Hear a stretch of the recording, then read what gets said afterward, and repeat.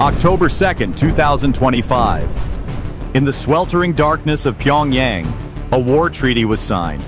Not in ink, but in silence. Two sides, two voices, one brutal ambition: to breach Ukraine's defenses before the first snow. Behind flashing green lights, North Korea announced it would deploy 15,000 elite troops to the Russian front.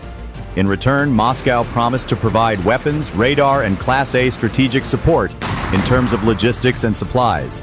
They believed no one was listening. But in Kyiv, deep inside an underground bunker, the Horizon 12 surveillance system intercepted their whispers and turned them into coordinates of doom: 15,000 soldiers, 120 armored vehicles, 80 artillery systems. Now, Ukraine's generals faced an impossible choice: wait, beg, or strike first. The answer came quickly. 220 drones built from plywood, fiberglass, and salvaged electronics, backed by 15 R-360 Neptune missiles. Attack! Can a swarm of $2,000 drones really penetrate a multi-billion-dollar defense shield? And how would Pyongyang react when firepower rained down from the sky? Let's find out. 2:10 a.m., October 2nd, 2025. Pyongyang, North Korea. Inside a dimly lit conference room on the outskirts of Pyongyang, the atmosphere is tense.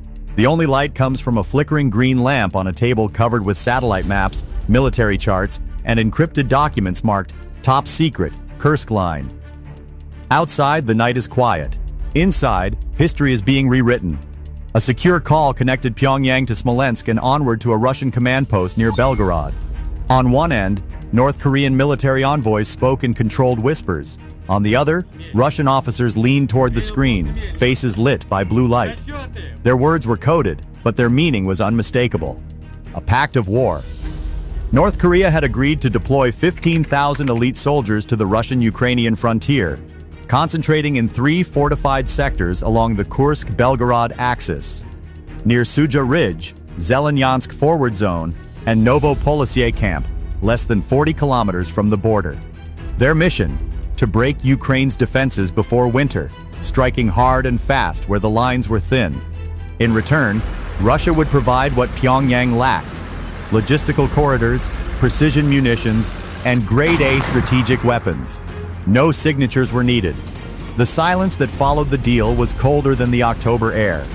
If true, the numbers were staggering: 15,000 men, 120 armored vehicles, and over 80 artillery systems massing near a volatile border.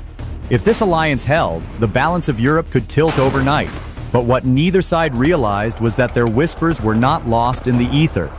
In Kyiv, a classified surveillance array, Horizon 12, intercepted fragments of the encrypted transmission. Coordinates, voices, deployment schedules, all recorded, all analyzed. Somewhere in a dark room in Ukraine's military intelligence headquarters, a red light blinked. The secret was no longer theirs. And as the clock struck 2:30 a.m., the room in Pyongyang went dark, leaving behind only the echo of a plan that could ignite an entire continent. What will Ukraine do with this secret pact between Moscow and Pyongyang? 03:26 a.m., October 3rd, 2025, Kharkiv region, Ukraine. The control room at the Ukrainian Military Intelligence Center was filled with panic.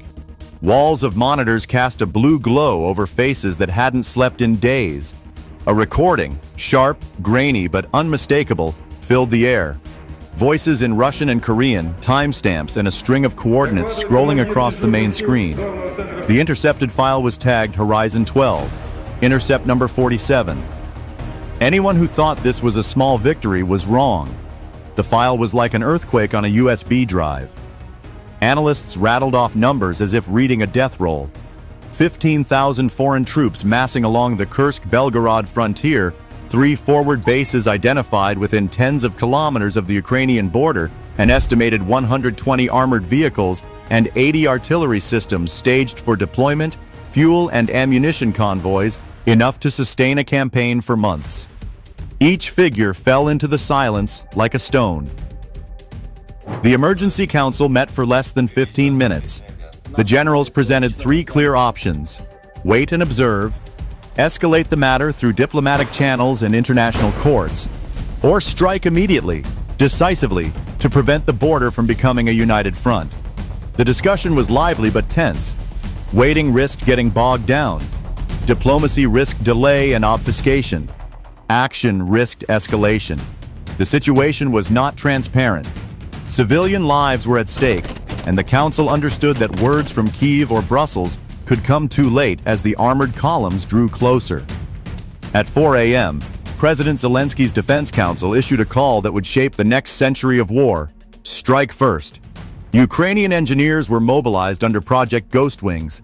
In 24 sleepless hours, 220 homemade UAVs were assembled from salvaged electronics and 3D printed fuselages, each costing less than $2,000. 70 were equipped with electromagnetic jamming pods to blind radar. 150 were suicide drones armed with 20-kilogram concrete-piercing warheads. Supporting them, 15 modified R-360 Neptune cruise missiles, each carrying a 300-kilogram explosive core. The plan was audacious. First, jammers would create a storm of electronic chaos across the Kursk-Belgorod forward belt border. Then, kamikaze drones would rain down on North Korean barracks. Finally, Neptunes would strike like thunder, finishing what the swarm had started.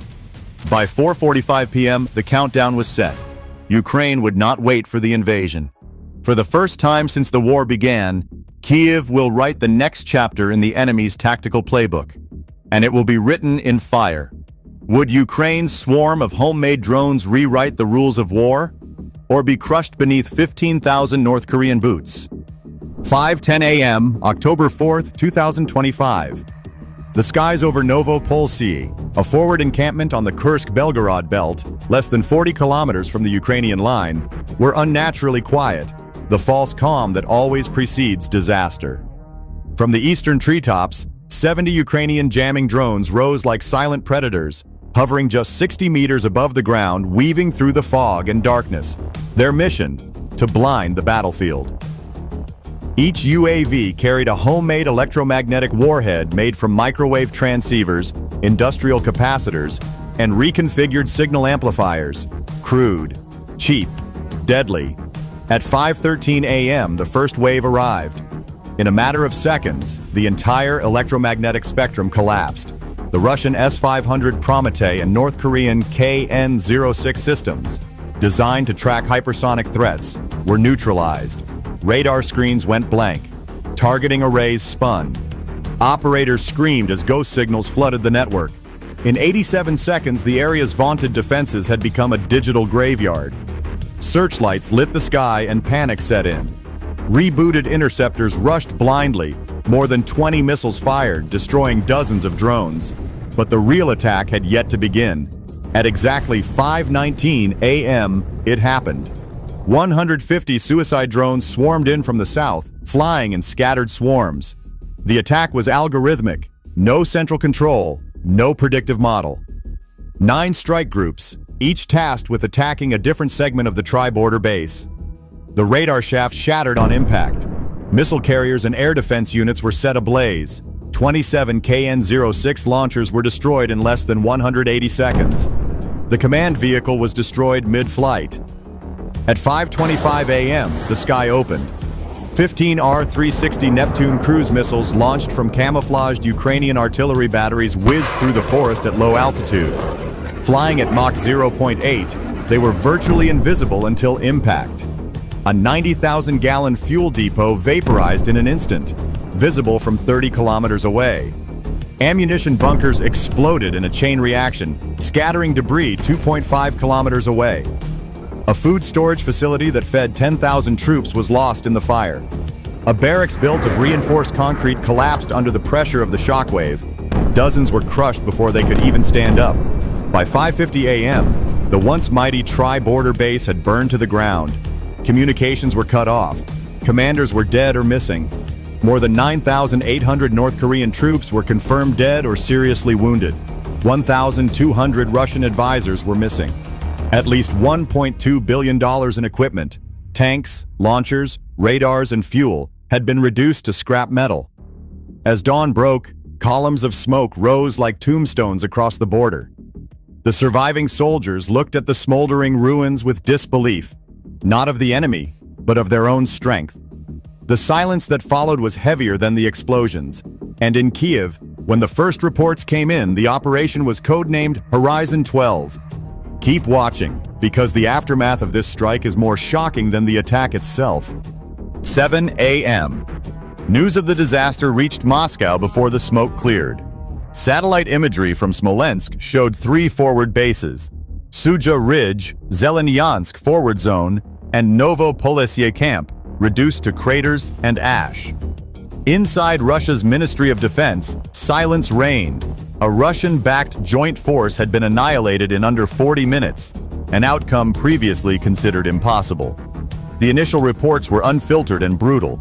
11,000 North Korean casualties, 1,300 Russian soldiers dead or missing, 28 armored vehicles destroyed, and 4 ammunition depots erased.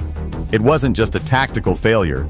It was a global humiliation, displayed in infrared heat maps and thermal scans impossible to deny. Moscow's impenetrable western shield had been shattered, not by stealth jets or hypersonics, but by cheap drones and homemade missiles. By 7:30 a.m., the Kremlin convened an emergency council. Defense Minister Shoigu arrived first, followed by President Putin's inner circle. The tone was clipped, the phrase "unacceptable exposure" repeated over and over. Intelligence estimates confirmed 73% of North Korea's forward assets were neutralized, and Russia's Bryansk-Smolensk corridor had suffered a 35% temporary degradation in radar coverage due to sustained jamming. By noon, the media machine activated. State outlets labeled it a Western provocation, while European leaders urged restraint. But behind closed doors, Moscow seethed. Plans for retaliatory cyber strikes, troop movements along Ukraine's northern edge, and redeployment of 2 S-500 divisions began within hours. Yet even as plans formed, harrowing images surfaced online. Civilians fleeing firestorms, emergency crews digging through collapsed hangars, convoys of ambulances carrying the wounded. The death toll climbed past 12,000, with over 19,000 displaced, most of them farmers and factory workers caught between front lines. NATO called for an emergency summit. Beijing withheld comment. And in Pyongyang, the last secure communications line cut out by mid-afternoon.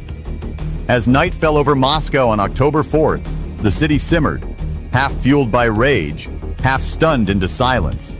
The question whispered through the corridors of power: if drones can do this, what comes next? The smoke has cleared across the border, but the world is still reeling from what happened. In Kiev, war rooms once buzzing with real-time feeds are now quieter. Screens show not explosions, but data, satellite images, intercepted transmissions, casualty heat maps. Ukrainian Defense Intelligence and NATO Command in Brussels have spent days dissecting the operation that changed everything. The numbers are staggering. Over 11,000 Russian and North Korean troops killed or wounded. More than $1.2 billion in equipment destroyed. 3 fortified bases reduced to rubble, all in less than 40 minutes.